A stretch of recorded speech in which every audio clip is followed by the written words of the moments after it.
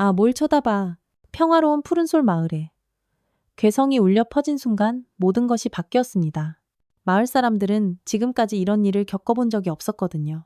오후 5시, 검은색 승용차 5대가 마을 초입에 나타났을 때부터 이미 불길한 예감이 들었어야 했죠. 차에서 내린 11명의 남자들. 이들의 등장은 마치 영화 속 악당들이 현실로 튀어나온 것 같았어요. 가죽 재킷을 입고 선글라스를 낀 이들은 자신들을 흑사파라고 소개했습니다. 서울에서 온 조직원들이라고 했죠. 단합대회를 한다는 명목으로 마을회관을 빌려달라고 했지만 그 말투와 태도는 협상이 아니라 명령에 가까웠어요. 마을 이장님은 떨리는 손으로 회관 열쇠를 건네줄 수밖에 없었습니다. 조용히만 써주세요. 라고 간청했지만 이들의 비웃음 섞인 대답은 차가웠어요. 걱정 마세요, 아저씨. 우리가 뭘 하겠습니까? 하지만 그 말은 새빨간 거짓말이었죠. 그날 밤부터 마을은 지옥으로 변했습니다. 이들은 마을 유일한 주점인 푸른 주막에서 고성방가를 일삼았고 편의점에서는 물건을 집어들고 10,000원짜리 한 장을 휙 던지며 말했어요. 거스름 돈은 되수다. 하지만 그 돈은 실제 가격의 절반도 안 되는 금액이었습니다. 더 심각한 건 마을 사람들을 대하는 태도였어요. 지나가는 할머니에게 할매, 어딜 그렇게 급히 가슈? 라며 길을 막거나 농사일을 하는 아저씨들에게 힘들어 보이네. 우리가 좀 도와줄까? 라며 비아냥거렸습니다. 특히 젊은 여성들을 보면 입에 담을 수 없는 말들을 쏟아냈죠. 사흘이 지나도록 마을 사람들은 속수무책이었습니다. 파출소에 신고를 했지만 아직 실제 피해가 발생하지 않았다며 경찰은 적극적으로 나서지 않았어요. 이들이 단순히 시끄럽게 노는 것뿐이라는 게 경찰의 판단이었습니다. 하지만 마을 사람들은 알고 있었어요. 이들이 단순한 불량배가 아니라는 것을 말이죠. 그리고 마침내 그 순간이 왔습니다. 사흘째 되는 저녁, 대학생 서연이가 도서관에서 집으로 돌아오는 길이었습니다. 평소처럼 이어폰을 끼고 터벅터벅 걷고 있던 서연이 앞에 갑자기 3명의 남자가 나타났습니다. 술에 취한 듯 비틀거리며 다가온 이들의 입에서는 역겨운 냄새가 풀풀 풍겼어요. 어디 가냐? 이쁘니? 한 명이 서연이 앞을 가로막으며 말했습니다. 서연이는 깜짝 놀라며 이어폰을 빼고 주춤주춤 뒤로 물러섰어요. 하지만 다른 2명이 양옆에서 에워쌌습니다. 우리랑 같이 놀자. 이런 깡촌에서 혼자 뭐해. 서연이는 무서워하며 죄송합니다. 집에 가야 해서요. 라고 말했지만 이들은 더욱 집요하게 따라붙었어요. 급기야 한 명이 서연이의 팔을 붙잡으려 했습니다. 서연이가 몸을 빼자 다른 한 명이 거칠게 밀어붙였고 서연이는 그만 균형을 잃고 길바닥에 털썩 넘어지고 말았어요. 악! 서연이의 비명소리가 마을에 울려 퍼졌습니다. 무릎이 아스팔트에 쓸려 피가 났지만 이들은 낄낄대며 웃었어요. 더 가관인 건 나머지 8명까지 소리를 듣고 몰려와서 이 광경을 구경하며 박수까지 쳤다는 점입니다. 야, 이거 재밌는데? 누군가가 휴대폰을 꺼내 촬영을 시작했어요. 시골 처자 자빠지는 거 직캠으로 찍어두자. 낄낄. 11명이 모두 웃으며 서연이를 둘러싸고 있는 모습은 정말 끔찍했습니다. 서연이는 무서워서 울음을 터뜨렸지만 아무도 도와주지 않았어요. 그 순간 멀리서 한 대의 군용 지프가 마을로 들어오고 있었습니다. 운전석에 앉은 사람은 바로 특전사 중위 강지우였죠. 동생을 보러 휴가를 낸 지우는 아직 이 상황을 모르고 있었습니다. 하지만 곧, 아주 곧 모든 것이 바뀔 예정이었어요. 지우의 군용 지프가 마을 입구를 돌자마자 믿을 수 없는 광경이 눈에 들어왔습니다. 길 한복판에서 11명의 남자들이 한 여학생을 둘러싸고 웃고 있는 모습이었어요. 그리고 그 중심에 무릎을 꿇고 울고 있는 사람은 바로 자신의 동생 서연이었습니다. 지유의 시간이 멈춘 듯 했어요. 군인으로서 수많은 위기 상황을 겪어봤지만 이 순간만큼은 머릿속이 하얘졌습니다. 핸들을 꽉 쥔 손에 힘이 들어갔고 턱 근육이 단단히 굳어졌죠. 하지만 지유는 섣불리 행동하지 않았어요. 특전사 훈련을 통해 배운 첫 번째 원칙, 바로 상황 파악이 먼저라는 것을 잊지 않았거든요. 지프를 천천히 세우며 지유는 상황을 관찰했습니다. 11명의 남자들, 모두 20대 후반에서 30대 초반으로 보였어요. 체격도 웬만하고 특히 그들의 행동거지에서 조직 생활의 냄새가 났습니다. 하지만 무엇보다 지유를 분노하게 만든 건 이들이 서연이를 조롱하며 즐거워하고 있다는 사실이었어요. 야, 계속 울어봐. 재밌네. 한 명이 휴대폰으로 촬영하며 소리쳤습니다. 다른 이들은 박수를 치며 시골 처자 우는 거 처음 보네. 으하하. 라고 웃어댔어요. 서연이는 무릎에서 흘러나오는 피를 보며 더욱 서럽게 울고 있었습니다. 그 순간 지유의 눈빛이 차갑게 변했어요. 군용 지프에서 내린 지유의 모습은 평소와 달랐습니다. 단정한 군복 차림, 곧게 편 어깨, 그리고 무엇보다 특전사 특유의 예리한 기운이 온몸에서 흘러나왔어요. 하지만 아직은 참았습니다. 감정적으로 행동하면 상황이 더 악화될 수 있다는 걸 알고 있었거든요. 서연아, 지유가 조용히 불렀습니다. 서연이가 고개를 들자 언니의 모습이 보였어요. 그 순간 서연이의 얼굴에 안도감이 스쳤지만 동시에 걱정도 됐습니다. 언니가 이 상황에 휘말리는 게 두려웠거든요. 11명의 남자들도 지유를 발견했어요. 처음엔 그냥 지나가는 사람인 줄 알았지만 군복을 보고는 조금 당황한 기색을 보였습니다. 하지만 곧 비웃음을 지었죠. 어? 군인이네? 한 명이 큰 소리로 말했어요. 웬 여군이야? 여기 뭐하러 왔어? 훈련소로 돌아가지 그래? 다른 이들도 낄낄대며 웃어댔습니다. 하지만 지유는 전혀 반응하지 않았어요. 대신 천천히 서연이에게 다가갔습니다. 일어나. 지유의 목소리는 낮고 차분했어요. 서연이를 일으켜 세우며 상처를 확인했습니다.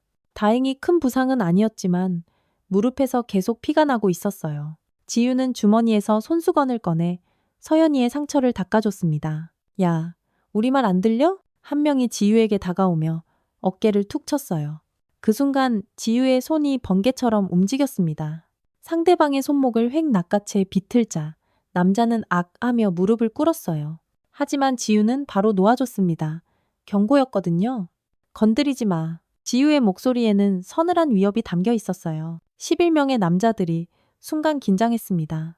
이 여군이 보통이 아니라는 걸 직감적으로 알아챘거든요. 너, 뭐야? 여기서 뭐 하는 거야? 리더격으로 보이는 남자가 나섰어요. 하지만 지우는 대답하지 않았습니다. 대신 서연이를 자신의 뒤로 보내며 조용히 말했어요. 집에 가서 기다려. 언니가 꼭 갈게. 서연이는 망설였지만 언니의 단호한 표정을 보고는 천천히 걸어갔어요. 그 뒷모습을 보며 지우의 분노는 더욱 깊어졌습니다. 동생이 당한 모욕, 그리고 지금도 계속되고 있는 이들의 비웃음까지. 야, 우리가 그냥 좀 놀았는데 뭘 그렇게 심각하게 굴어? 한 명이 말했어요. 시골 처자가 넘어진 거 가지고 뭘 그래? 그 말을 들은 순간 지유의 인내심이 한계에 다다랐습니다. 하지만 여전히 폭발하지 않았어요. 대신 천천히 이들을 둘러보며 기억해두기 시작했습니다. 얼굴, 체격, 행동 패턴까지 모든 것을 머릿속에 새겨 넣었어요. 우리 내일까지 여기 있을 거야. 리더가 지유를 보며 말했어요. 혹시 문제 있으면 언제든 와. 우리 흑사파가 상대해 줄 테니. 지유는 아무 말 없이 고개를 끄덕였습니다. 그리고 천천히 뒤돌아서서 집으로 향했어요. 하지만 이들은 몰랐습니다. 지유가 이미 머릿속으로 완벽한 작전을 짜고 있다는 것을 말이죠. 집에 도착한 지유는 부모님께 간단히 인사를 드린 후 서연이 방으로 들어갔습니다. 서연이는 여전히 훌쩍이며 울고 있었어요. 지유는 동생을 꽉 안아주며 말했습니다. 괜찮아. 언니가 다 해결할게. 그날 밤 지유는 잠들지 않았어요. 창문 너머로 마을을 내려다보며 계획을 세우고 있었습니다. 특전사로서 배운 모든 지식과 기술을 총동원해서 이 상황을 해결할 방법을 찾고 있었거든요. 폭력을 쓰지 않고도 이들을 제압할 수 있는 완벽한 계획을 말이죠. 새벽 5시, 지유는 조용히 침대에서 일어났습니다. 어젯밤 내내 세운 계획을 다시 한번 점검하며 군복을 정갈하게 입었어요. 거울 앞에서 자신을 바라보는 지유의 눈빛은 차갑고 결연했습니다. 오늘 하루 안에 이 모든 상황을 마무리 짓겠다는 의지가 담겨 있었거든요. 먼저 지유가 한 일은 정보 수집이었습니다. 특전사 훈련에서 가장 중요하게 배운 것이 바로 적을 알아야 승리한다는 원칙이었어요. 지유는 마을을 한 바퀴 돌며 이들의 동선과 패턴을 파악하기 시작했습니다. 흑사파 조직원들은 마을회관에서 잠을 자고 있었어요. 어젯밤 늦게까지 술을 마신 탓에 모두 깊이 잠들어 있었습니다. 지유는 건물 주변을 조심스럽게 살펴보며 구조를 파악했어요. 출입구는 정문 하나뿐이고 창문은 모두 1층에 있었습니다. 도망갈 곳이 많지 않다는 의미였죠. 이어서 지우는 마을 파출소를 찾아갔습니다. 새벽 6시 파출소에는 당직 경찰관 한 명만 있었어요. 지우가 들어서자 경찰관은 깜짝 놀라며 일어났습니다. 안녕하세요. 특전사 중위 강지우입니다. 지우가 신분증을 보여주며 말했어요. 어제 저희 동생이 당한 일로 신고를 하려고 합니다. 경찰관은 당황스러워했어요. 어제 신고는 받았지만 별다른 조치를 취하지 않았거든요. 지우는 차분하게 상황을 설명했습니다. 동생이 당한 일, 그리고 현재 마을에서 벌어지고 있는 상황까지 구체적으로 말했어요. 저는 오늘 이 문제를 해결하겠습니다. 지우의 목소리는 단호했어요. 하지만 모든 과정이 합법적으로 이뤄져야 합니다. 그래서 경찰의 협조가 필요합니다. 경찰관은 지우의 진지한 모습에 압도됐습니다. 그리고 무엇보다 특전사라는 직책이 주는 무게감을 느꼈어요. 결국 어떤 도움이 필요하신지 말씀해 보십시오. 라고 답했습니다. 지우는 희미하게 미소를 지었어요. 계획의 첫 번째 단계가 성공한 것이었습니다. 오전 9시 흑사파 조직원들이 하나둘씩 깨어나기 시작했어요. 숙취 때문에 모두 괴로워하고 있었지만 여전히 거만한 태도는 변하지 않았습니다. 아침부터 큰 소리로 떠들며 마을 사람들을 불쾌하게 만들었어요. 야, 어제 그 군인년 어디 갔나? 한 명이 말했어요. 오늘도 나타나려나? 뭘 무서워해. 여자 하나가 뭘 하겠어? 리더가 비웃으며 대답했습니다. 우리가 11명인데 하지만 이들은 몰랐어요. 지우가 이미 완벽한 계획을 세워두었다는 것을 말이죠. 오전 10시 지우는 다시 나타났습니다. 하지만 이번에는 혼자가 아니었어요. 경찰관 2명이 함께 있었고 무엇보다 지우의 손에는 확성기가 들려 있었습니다. 흑사파 여러분, 지우가 확성기로 말했어요. 저는 특전사 중위강 지우입니다. 어제 여러분이 제 동생에게 한 행동에 대해 이야기하고 싶습니다. 회관에서 조직원들이 하나둘씩 나왔어요. 모두 화가 난 표정이었지만 경찰이 함께 있다는 점 때문에 함부로 행동하지는 못했습니다. 뭐야 이거? 리더가 나오며 말했어요. 우리가 뭘 잘못했다고? 지우는 차분하게 대답했어요. 여러분은 어제 제 동생을 넘어뜨리고 조롱했습니다. 그리고 지금도 마을 사람들에게 피해를 주고 있어요. 이는 명백한 범죄 행위입니다. 범죄? 한 명이 웃으며 말했어요. 우리가 언제 범죄를 저질렀어? 그냥 놀았을 뿐인데. 그 순간 지우가 휴대폰을 꺼냈습니다. 여러분의 모든 행동이 녹화되어 있습니다. 어제 동생을 괴롭힌 영상, 그리고 지난 사흘 동안 마을에서 벌인 모든 일들이 기록되어 있어요. 조직원들의 얼굴이 굳어졌어요. 언제 촬영했는지 알 수 없었지만 지우의 말이 거짓이 아니라는 걸 직감했거든요. 그래서 여러분께 2가지 선택권을 드리겠습니다. 지우가 계속 말했어요. 첫 번째는 지금 당장 이 마을을 떠나는 것입니다. 그리고 다시는 이곳에 나타나지 않는 것이죠. 2번째는 리더가 험악한 표정으로 물었어요. 법정에서 만나는 겁니다. 지우의 목소리에는 확신이 담겨 있었어요. 폭행, 협박, 재물 손괴 등의 혐의로 정식 고발하겠습니다. 물론 모든 증거는 준비되어 있고요. 순간 침묵이 흘렀습니다. 11명의 조직원들은 서로 눈치를 보며 갈등했어요. 이들도 바보가 아니었습니다. 진짜 법적 문제가 될 수 있다는 걸 알았거든요. 하지만 리더는 쉽게 물러서지 않았어요. 야, 네가 뭔데 우리한테 명령이야? 우리가 무서워서 도망갈 것 같아? 지우는 미소를 지었습니다. 예상했던 반응이었어요. 그리고 이제 진짜 계획의 핵심이 시작될 때였습니다. 그렇다면 제가 직접 설득해 드리겠습니다. 지우가 경찰관들을 보며 말했어요. 정당방위 상황이 될 수 있으니 잘 지켜봐 주십시오. 그 순간 리더가 지우에게 달려들었습니다. 하지만 지우는 전혀 당황하지 않았어요. 오히려 이 순간을 기다리고 있었거든요. 리더가 지우에게 달려드는 순간 시간이 느리게 흘러가는 듯 했습니다. 하지만 이는 구경하는 사람들의 착각이었어요. 지우에게는 모든 것이 선명하고 빠르게 보였거든요. 특전사 훈련을 통해 익힌 반사신경과 전투기술이 몸에 완전히 배어 있었기 때문입니다.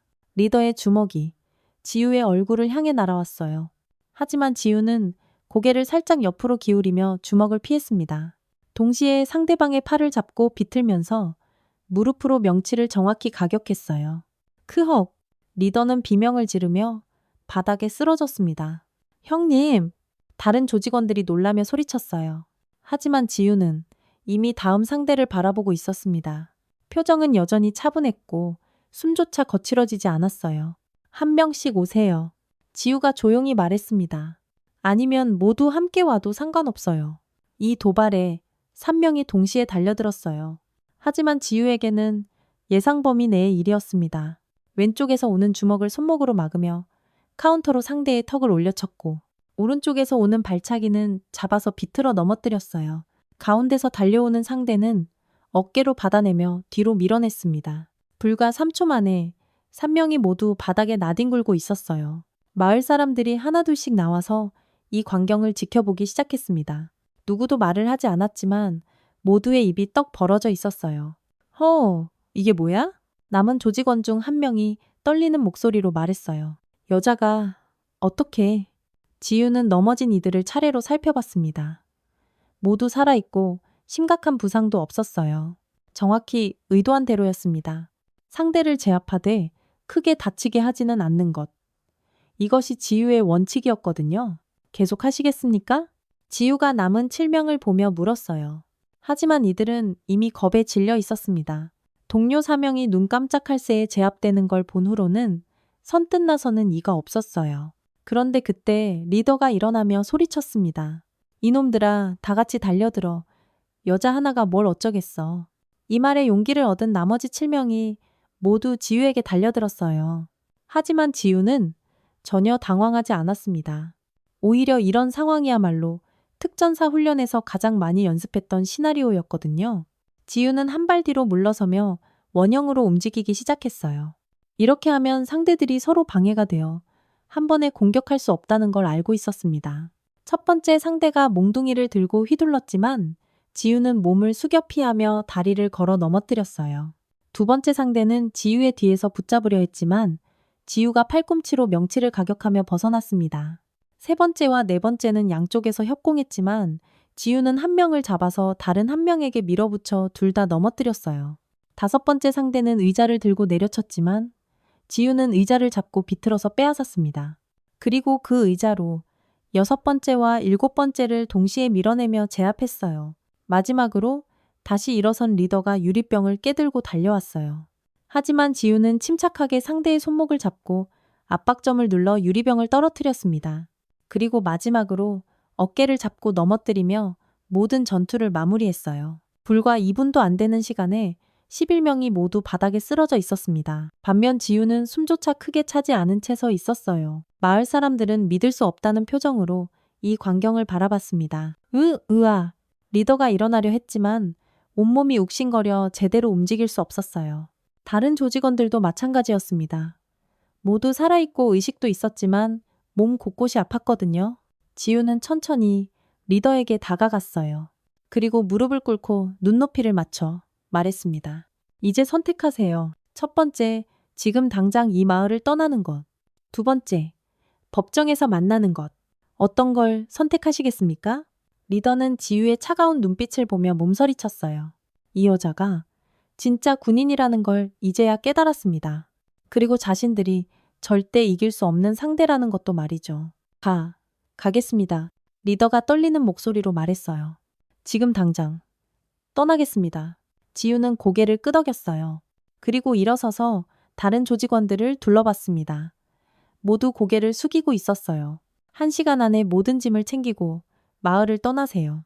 지우가 말했어요. 그리고 다시는 이곳에 나타나지 마세요. 만약 다시 보게 된다면 그때는 정말 법적 조치를 취하겠습니다. 조직원들은 서로 부축하며 회관으로 들어갔어요. 짐을 챙기기 위해서였습니다. 지우는 그 모습을 지켜보며 경찰관들에게 말했어요. 이들이 완전히 떠날 때까지 지켜봐 주십시오. 혹시 마을 사람들에게 보복하려 할 수도 있거든요. 경찰관들은 멍하니 고개를 끄덕였어요. 이들도 지우의 실력에 완전히 압도된 상태였습니다. 40분 후 5대의 검은 승용차가 마을을 떠났어요. 흑사파 조직원들은 정말로 모든 짐을 챙기고 도망치듯 사라졌습니다. 마을에는 다시 평화가 찾아왔어요. 마을 사람들이 지우 주변으로 모여들었습니다. 모두 감탄과 감사의 표정이었어요. 하지만 지우는 담담했습니다. 특별한 일을 한 게 아닙니다. 지우가 말했어요. 군인으로서 당연한 일을 했을 뿐입니다. 흑사파가 마을을 떠난 후 푸른솔 마을은 완전히 다른 분위기가 되었습니다. 마을 사람들은 지유를 영웅처럼 바라봤고 어디를 가든 고맙다, 대단하다는 말이 쏟아졌어요. 하지만 정작 지유는 이런 관심이 불편했습니다. 군인으로서 당연한 일을 했을 뿐인데 너무 과하게 떠받든다는 생각이 들었거든요. 그런데 문제는 이 일이 여기서 끝나지 않았다는 점이었어요. 마을 사람 중 누군가가 그날의 영상을 촬영해서 인터넷에 올린 것입니다. 제목은 특전사 여중이 조폭 11명 완전 제압이었어요. 영상은 순식간에 바이럴되기 시작했습니다. 첫날 조회수 10만, 둘째 날 100만, 셋째 날에는 500만을 넘어섰어요. 댓글들도 폭발적으로 달렸습니다. 와, 진짜 영화 같다. 이게 진짜 특전사 실력이구나. 11명을 혼자서? 말이 안 돼. 대박. 조폭들 도망가는 거 개웃기네. 와, 언니, 날 가져요. 유유. 우리나라 군대 역시 최고다. 하지만 모든 반응이 긍정적이지만은 않았어요. 일부에서는 과도한 폭력, 법적 절차 무시 같은 비판도 제기됐습니다. 무엇보다 지우가 속한 부대에서 이 상황을 예의주시하고 있었어요. 휴가 마지막 날 지우에게 부대에서 연락이 왔습니다. 즉시 복귀하라는 내용이었어요. 지우는 이미 예상하고 있었습니다. 이런 일이 일어나면 반드시 조사가 들어간다는 걸 알고 있었거든요. 부대로 돌아간 지우를 기다리고 있던 건 대대장과의 면담이었어요. 중령 계급장을 단 대대장은 지우를 보며 복잡한 표정을 지었습니다. 강중희. 대대장이 엄숙하게 말했어요. 자네가 벌인 일이 인터넷에서 화제가 되고 있다는 걸 알고 있나? 예, 대대장님. 지우가 바른 자세로 대답했어요. 하지만 저는 잘못된 일을 하지 않았습니다. 모든 과정이 정당방위였고 경찰도 현장에 있었습니다. 대대장은 고개를 끄덕였어요. 그건 나도 안다. 법적으로는 문제 없어. 하지만 문제는 따로 있어. 어떤 문제입니까? 관심이 너무 많아졌다는 거야. 대대장이 한숨을 쉬었어요. 국방부에서도 연락이 왔고 언론사에서도 인터뷰 요청이 쇄도하고 있어. 심지어 예능 프로그램 출연 제의까지 들어왔다고 하더군. 지우는 당황했어요. 그런 일까지 벌어질 줄은 몰랐거든요. 저는 그런 것들을 원하지 않습니다. 알고 있어. 하지만 이미 상황이 너무 커졌어. 대대장이 서류를 건네주며 말했어요. 국방부에서 내린 결정이야. 자네를 홍보대사로 임명한다는 거다. 홍보대사. 요? 지우가 놀라며 물었어요. 국군 홍보대사. 전국을 돌며 특전사의 위상을 알리고 국방의 중요성을 홍보하는 임무야. 대대장이 설명했어요. 물론 자네가 원하지 않는다는 걸 안다. 하지만 이미 결정된 일이야. 지우는 막막했어요. 단순히 동생을 지키려고 한 일이 이렇게 커질 줄은 꿈에도 몰랐거든요. 하지만 군인으로서 명령을 거부할 수는 없었습니다. 며칠 후 지우의 인터뷰가 전국에 방송됐어요. 깔끔한 군복 차림의 지우가 차분하게 대답하는 모습이 많은 사람들에게 깊은 인상을 남겼습니다. 그날 상황에서 가장 중요하게 생각한 건 뭐였습니까? 동생의 안전이었습니다. 지우가 진솔하게 대답했어요. 하지만 동시에 법과 절차를 지키는 것도 중요했습니다. 폭력으로 폭력을 해결할 수는 없거든요. 11명을 상대로 싸우는 게 무섭지 않으셨나요? 무서웠습니다. 지우가 솔직하게 말했어요. 하지만 특전사로서 받은 훈련을 믿었습니다. 그리고 무엇보다 제가 지켜야 할 사람이 있었기 때문에 용기를 낼 수 있었습니다. 이 인터뷰는 더욱 큰 화제가 됐어요. 특히 지유의 겸손하고 진솔한 모습이 많은 사람들의 마음을 움직였습니다. 특전사 지원자가 급증했고 여성 군인 지원자도 크게 늘어났어요. 한편 푸른솔 마을에서는 서연이가 언니 자랑을 하느라 바빴습니다. 친구들이 내 언니가 그 유명한 특전사야?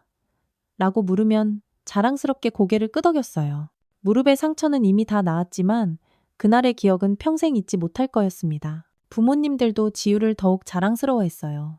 마을 사람들이 좋은 딸 두셨네요. 라고 말할 때마다 어깨가 으쓱했습니다. 하지만 동시에 지우가 너무 유명해져서 걱정도 됐어요. 그런데 이야기는 여기서 끝나지 않았습니다. 지우의 영상을 본 사람 중에는 다른 지역의 불량배들도 있었거든요. 일부는 진짜인지 확인해보자며 도전장을 내밀기도 했고 일부는 복수하겠다며 협박하기도 했어요. 지우는 새로운 고민에 빠졌습니다. 한 번의 정의로운 행동이 이렇게 많은 결과를 가져올 줄은 몰랐거든요. 하지만 후회하지는 않았어요. 동생을 지킨 것, 그리고 마을의 평화를 되찾은 것은 분명히 옳은 일이었으니까요. 며칠 후 지유에게 또 다른 소식이 전해졌습니다. 흑사파가 다른 조직과 합쳐져서 더 큰 세력이 됐다는 정보였어요. 그리고 이들이 지유에게 복수를 계획하고 있다는 첩보도 들어왔습니다. 이제 시작인 것 같네. 지유가 혼자 중얼거렸어요. 하지만 두렵지는 않았습니다. 특전사로서, 그리고 누군가의 언니로서 해야 할 일이 무엇인지 분명히 알고 있었거든요. 지유가 홍보대사 활동을 시작한 지 한 달이 지났을 때 예상치 못한 소식이 들려왔습니다. 군 정보부에서 긴급 보고서를 가져온 것이었어요. 내용은 충격적이었습니다. 흑사파가 해체된 후 남은 조직원들이 천룡회라는 더 큰 조직에 흡수됐다는 정보였습니다. 천룡회는 수도권을 중심으로 활동하는 대형 조직으로 구성원만 300명이 넘는다고 했어요. 무엇보다 심각한 건 이들이 지유를 표적으로 삼고 있다는 첩보였습니다. 복수는 반드시 한다는 것이 천룡회의 철칙이었거든요. 자신들과 연합한 흑사파가 당한 굴욕을 그냥 넘어갈 수 없다는 입장이었습니다.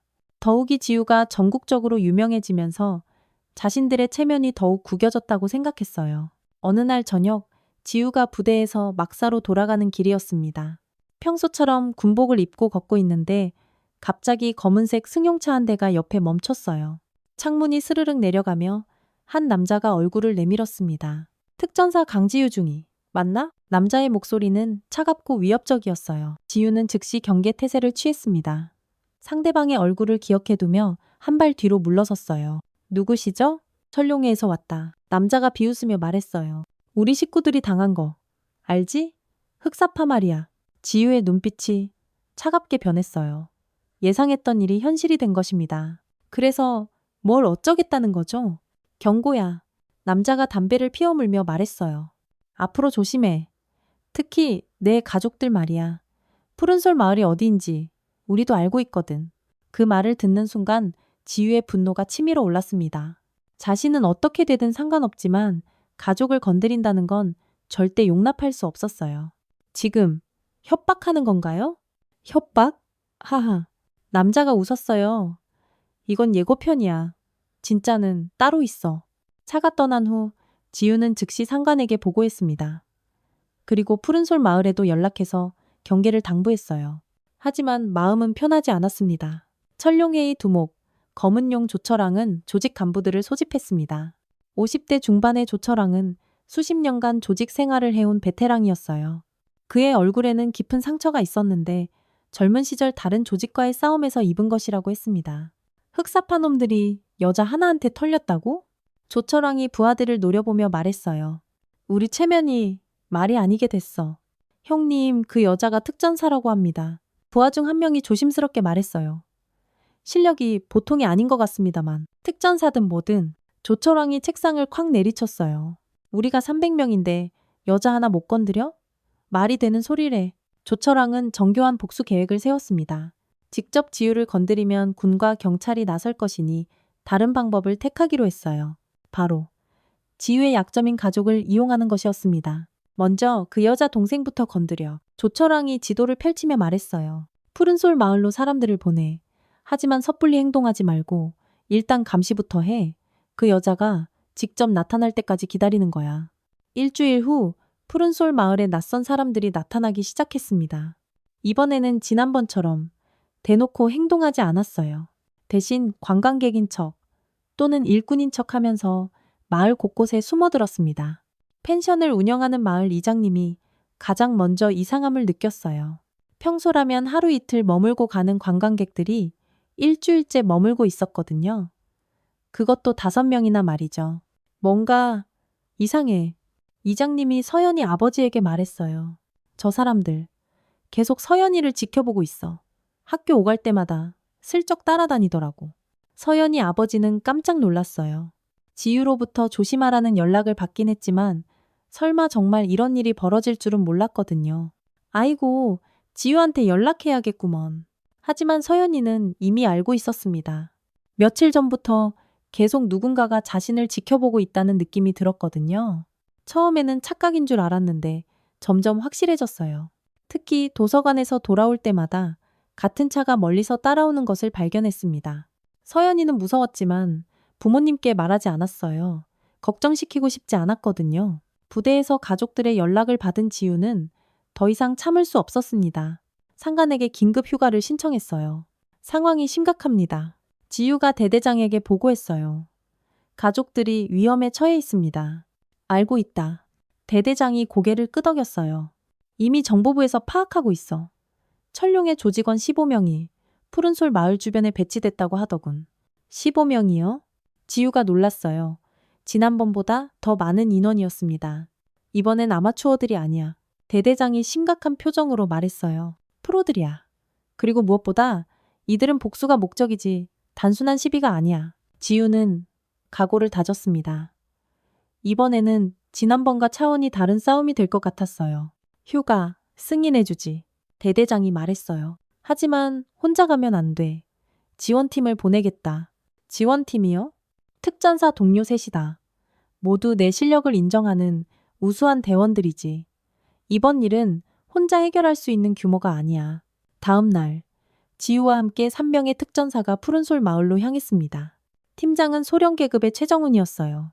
10년 넘게 특전사로 복무한 베테랑이었습니다. 나머지 2명은 중사 박성민과 하사 이동현이었어요. 모두 실전 경험이 풍부한 정예 요원들이었습니다. 이번 작전의 목표는 명확하다. 최정훈 소령이 차 안에서 브리핑했어요. 강중희의 가족 보호. 그리고 철룡의 조직원들의 완전 제압이다.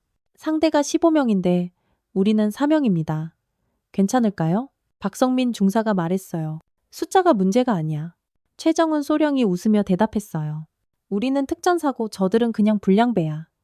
게다가 강중희의 실력은 이미 증명됐잖아? 저녁 무렵 4명의 특전사가 푸른솔 마을에 도착했습니다. 겉으로는 평화로워 보였지만 지우는 즉시 분위기가 다르다는 걸 느꼈어요. 마을 사람들이 불안해하고 있었고 곳곳에 낯선 사람들이 숨어 있는 게 보였습니다.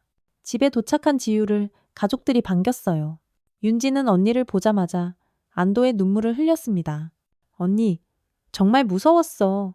서연이가 지우 품에 안기며 말했어요. 이제 괜찮아. 지우가 동생을 다독이며 말했어요. 언니가 모든 걸 해결할게. 그날 밤 지우와 동료들은 작전 회의를 열었습니다.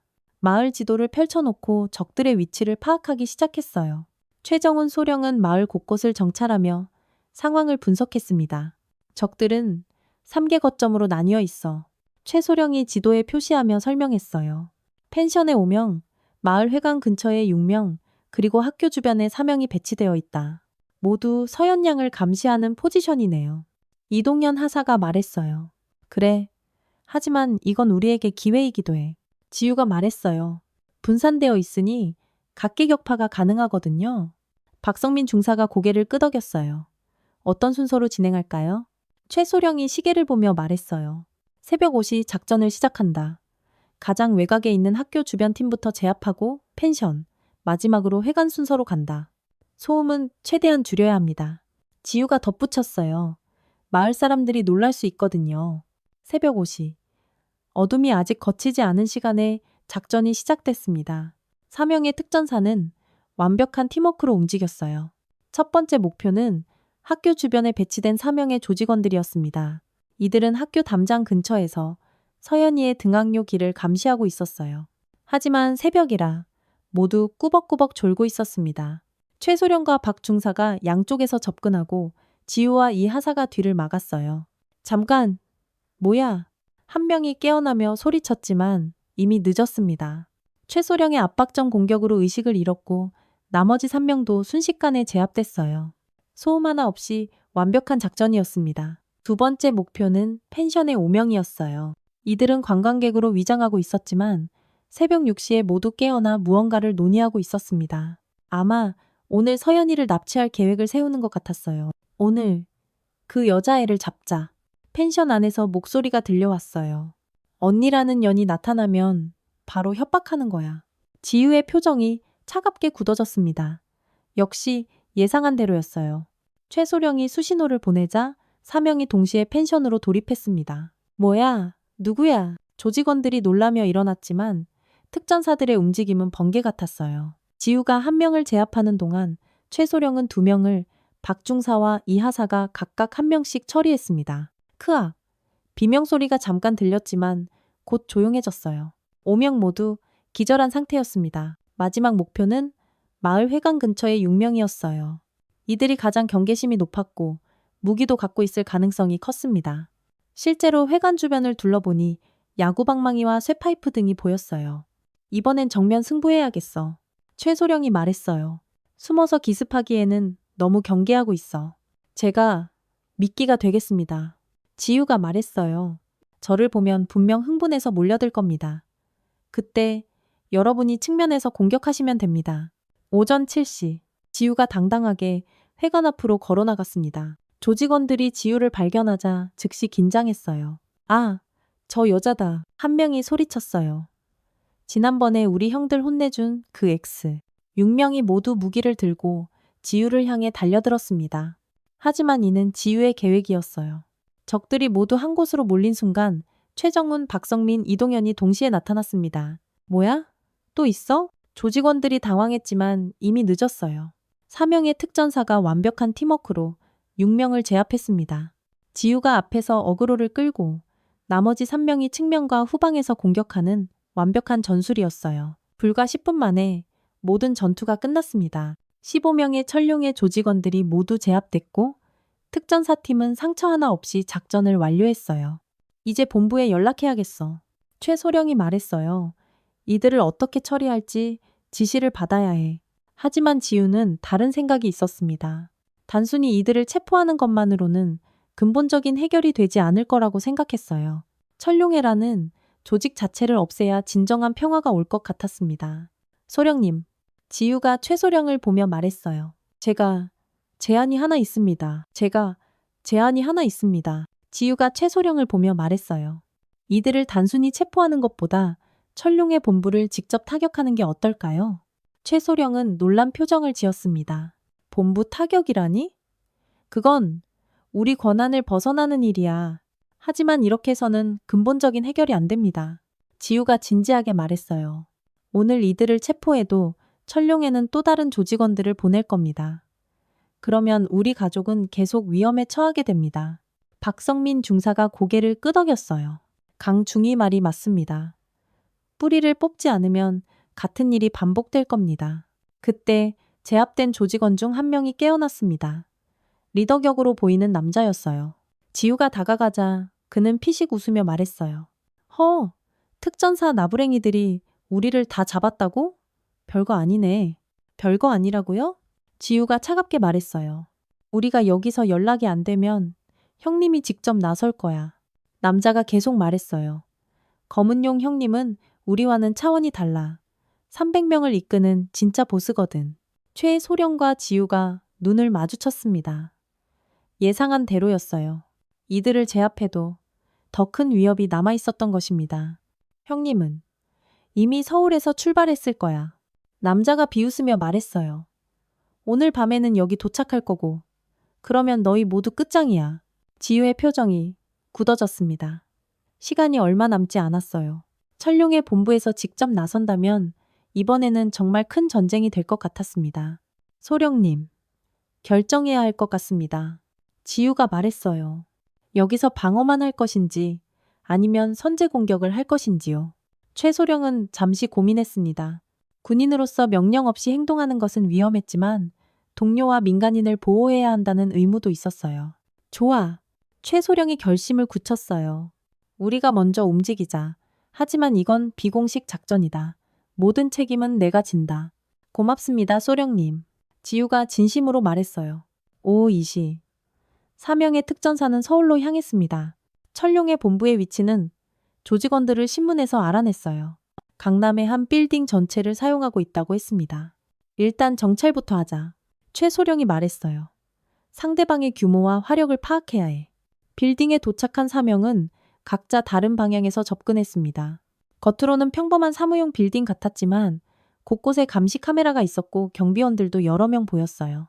1층 로비에 10명, 2층에 15명, 3층에 보스와 간부들이 있는 것 같습니다. 박 중사가 무전으로 보고했어요. 총 25명 정도네.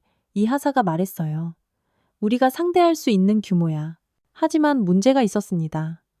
민간인 빌딩이라 일반 사람들도 있었고 무엇보다 무기를 사용할 수 없었어요. 오직 맨손 격투만으로 상대해야 했습니다. 작전을 변경하죠.